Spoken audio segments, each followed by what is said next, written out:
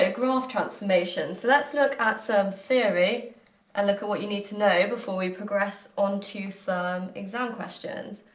There are 3 different types of things going on here. So I'm just going to write them out and then explain what they are, what they do.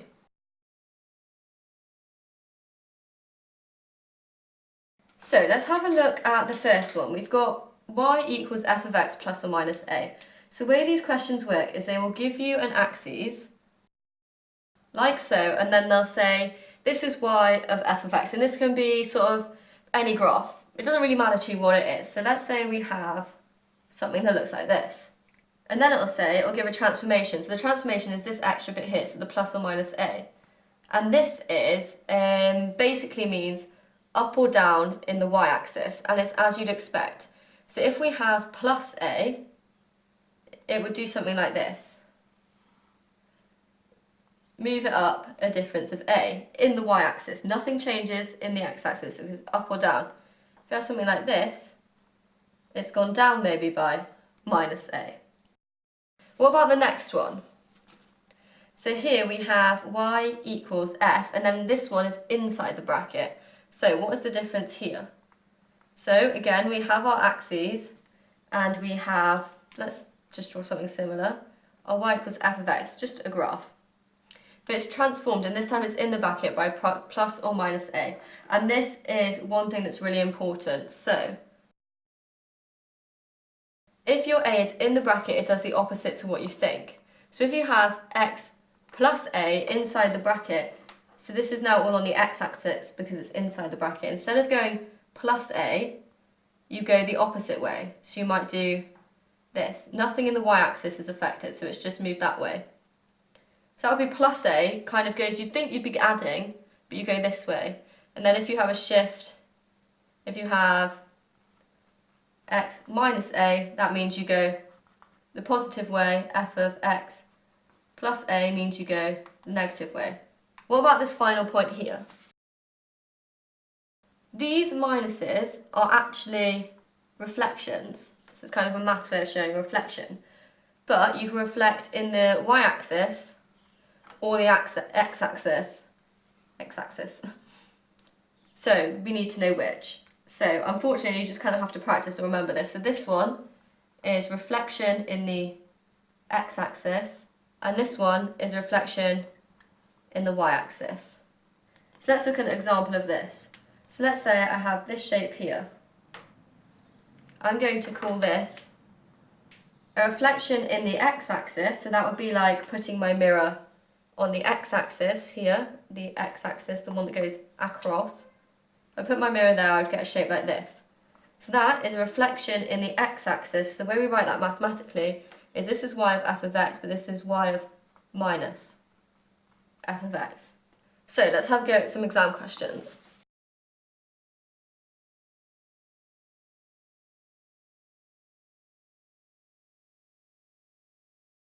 Okay, so this is our first question. So it's got a sketch of our graph, and this line is y equals f of x. So we have y equals f of x has a maximum at the coordinate 1, 4, so here, the highest point. Write down the coordinate of the maximum when, and then we've got these 4 graphical transformations. So let's look at part A. So y equals f of x plus 3, and it's in the bracket. So first thing we know, that's to do with the x-axis, and the second thing we know is it's in the bracket to do the opposite of what you think. So I'm just going to do a quick sketch because that very much helps. So we know we're going to have to, it's in the bracket, so it does the opposite of what we think along the x-axis. So if it's plus 3, we do the opposite, so we do subtract 3. So it's going to, on the x-axis, so it's going to look something like that. So what is the coordinate of this maximum? We know the y-axis hasn't changed at all. We've just shuffled, like kind of crabbed along the x-axis. So the y value, this second one, is still going to be 4 because it hasn't changed. However, the x value, which was up here 1, we've now gone less. We've now subtracted 3 from. So 1 subtract 3 is minus 2. So this coordinate has gone from 1, we've moved it over there, and it's now minus 2. So it's in the bracket, and only the x value, x coordinate changes, and it does the opposite to what you think. So instead of adding 3 to the x coordinate, you subtract 3. Let's move on to the next one. So here we have y equals minus f of x. So again, I'm going to do a sketch. Now I can remember from my notes that this is an x-axis reflection. So that means holding your mirror in the x-axis and reflecting. So it's going to look something, you're basically turning it upside down. So it's going to look something roughly like that. So what would this coordinate be here? So the maximum coordinate now, which is now a minimum, the x value, the x coordinate is still the same. This doesn't really look like the maximum is there, but we'll say it is. So that is still 1.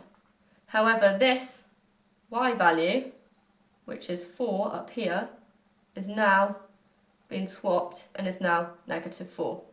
So the answer to this one is that coordinate is now, after the transformation, 1 and negative 4. So again, really helpful to draw a sketch. Okay, so let's have a look at the next one. So we have y equals f of x minus 3. So from my notes, I know that is y-axis, and I know that it's intuitive. I do kind of what it says. So let's draw a sketch. So we've got f of x, and we're subtracting 3 along the y-axis, which means we're going to go down the y-axis 3. So if we move that just down, it's going to look something like this. So what does this point become? So this is all on the y-axis, so the x value hasn't changed. Our x coordinate, which is this one, is still going to be 1. Okay, what about our y coordinate? So the y is what we've been changed, and we've taken it down 3. So we've gone from 4, and we've gone down, subtract 3, which gives me 1. So the y coordinate is now 1. So the answer to this question is 1, 1. So y equals f of, and then inside the bracket, minus x. So as you can see, it's very important you have to know the differences here, because you don't want to get confused because potentially lose the marks. We know from our notes, from revising, that this is a reflection, but this one's in the y-axis. So that means you put your mirror on the y-axis and you see what happens. So if I put my mirror on the y-axis, I'm going to get something like this. So what has this point now become? So as we can see, this y coordinate hasn't actually changed because our old one was about here. So the y is still 4. However, we've done a reflection in the y-axis, so the x value is now the opposite.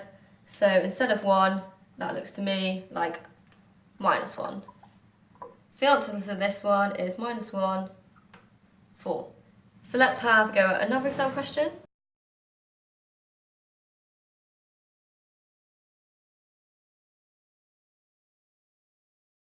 Okay, so y equals f of x is shown. Draw y equals minus f of x. So what do we need to remember? We need to remember that this minus is on the outside, so it's an x-axis reflection. So that means put your mirror on the x-axis. So if we put our mirror on the x-axis here, what is this graph then going to look like?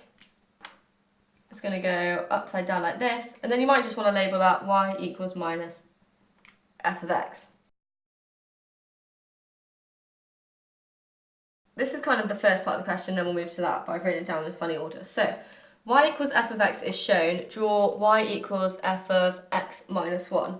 So, what do we know about this? We know it's inside the bracket, so it's an x-axis shuffle. And we know, because it's inside the bracket, you do the opposite of what you'd think. So, we know we're only changing the x value, so we're going this way or this way. We're doing the opposite of what we think. So, instead of going negative 1, you're going to go plus 1. So, that is going to look like, in here, it's kind of going halfway through there. If we add 1, it's going to go halfway through there, and do like a roughly as similar shape as you can, and it's going to look like that. Then I'll label it y equals f of x minus 1. This part, so y equals f of x has a turning point at minus 1, 2. Write down the coordinate of the turning point of y equals f of minus x plus 2. So this involves two things. So we're kind of going to do it step by step. So what would the turning point be after y equals f of minus x? We know this is a reflection because it's negative, and it's inside the bracket, it's a reflection in the y-axis. That means put your mirror on the y-axis, and what would you get? I'm going to do another little sketch. If I put my mirror on the y-axis, I'm going to get something that looks like, that didn't look at all the same, did it? I'm going to get something that looks a bit like that. So the turning point has gone from here to here.